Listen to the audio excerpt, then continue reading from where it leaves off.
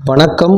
நம்ம கோயம்புத்தூரில் ஆர்எஸ்புரத்தில் இயங்கு வரும் அம்மா ஐஏஎஸ் அகாடமியில் டிஎன்பிஎஸ்சி குரூப் 1, குரூப் 2, குரூப் 4 தேர்வுகள் மற்றும் டிஎன்யூஎஸ்ஆர்பி எஸ்ஐ மற்றும் பிசி தேர்வுகளை மையப்படுத்தி இலவச வகுப்புகள் மற்றும் தேர்வுகள் நடைபெற்று வருகின்றது.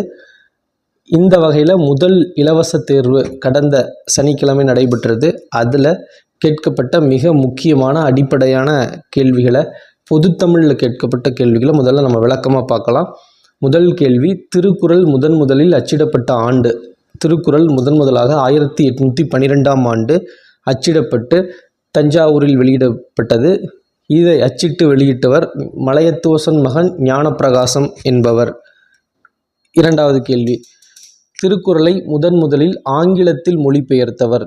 திருக்குறளை முதலாக ஆங்கிலத்தில் மொழிபெயர்த்தவர் ஜியு போப், ஜார்ஜ் யுக்லோக் போப் என்ற ஜியு போப் 1886ஆம் ஆண்டு திருக்குறளை முழுவதுமாக ஆங்கிலத்தில் மொழிபெயர்த்து வெளியிட்டார். இவர் திருக்குறள் மட்டுமின்றி திருவாசகம், நாலடியார் போன்ற நூல்களையும் ஆங்கிலத்தில் மொழிபெயர்த்து வெளியிட்டுள்ளார். தமிழ் 3000 என்று அழைக்கப்படும் நூல். தமிழ் 3000 என்று அழைக்கப்படும் நூல் திருமந்திரம். திருமந்திரம் என்ற நூலில் உள்ள பாடல்களின் எண்ணிக்கை 3000 பாடல்கள். எனவே இதன் எண்ணிக்கையின் அடிப்படையில் தமிழ் 3000 என்றும் திருமந்திரம் அழைக்கப்படுகின்றது. திருமந்திரத்தை பொறுத்தவரை 12 திருமுறைகளில் 10வது திருமுறையாக அமைந்துள்ளது. இந்த திருமந்திரத்தை பாடியவர் திருமூலர் அவர்கள். 12 திருமுறைகள் சைவ அடியார்கள், நாயன்மார்கள் பாடிய அந்த 12 திருமுறைகளில் 10வது திருமுறை திருமந்திரம் திருமூலர் பாடியுள்ளார். இது மிக முக்கியமான ஒரு கேள்வியாக பல்வேறு தேர்வுகளில் இடம்பெற்ற ஒரு முக்கியமான கேள்வி. அடுத்த கேள்வி, உத்தரவேதம் என்று அழைக்கப்படும் நூல். உத்தரவேதம் என்று அழைக்கப்படும் நூல் திருக்குறள்.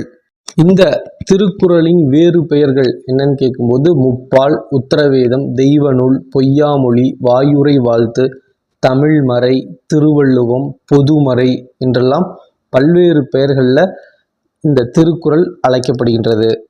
மற்றும் திருவள்ளுவரின் வேறு பெயர்கள் என்று பார்க்கும்போது தெய்வப்புலவர், பொய்யில் புலவர், வான்புகழ் வள்ளுவர், நாயனார், தேவர், முதற்பாவலர், நான்முகன், மாதானுபங்கி, சென்னாப்போதர், பெருநாவலர் போன்ற வேறு பெயர்களாலும் திருவள்ளுவர் அழைக்கப்படுகிறார்.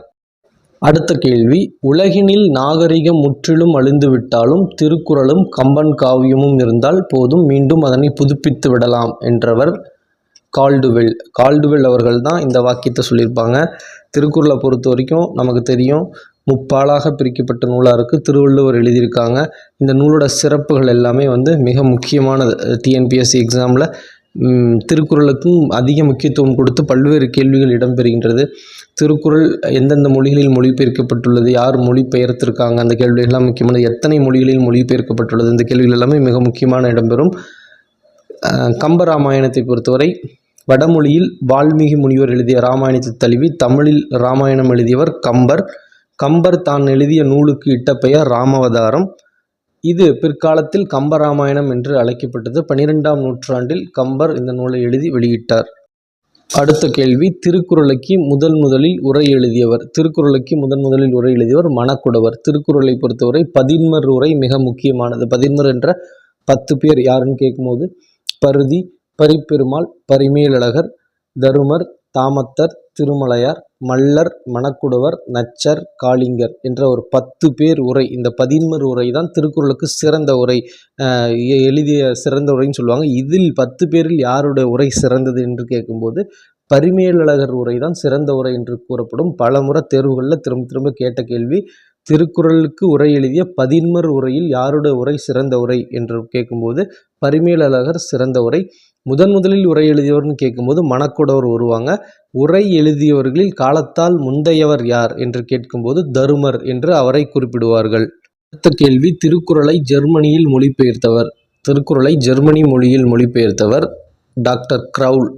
இந்த டாக்டர் க்ரவுல் அவர்கள் தான் திருக்குறளை ஜெர்மனியில் மொழிபெயர்த்திருக்காங்க. இவர் கூறிய ஒரு வாக்கியம் டிஎன்பிஎஸ்சி தேர்வுகளில் திரும்ப கேட்கப்பட்ட மிக முக்கியமான ஒரு கேள்வியாக உள்ளது.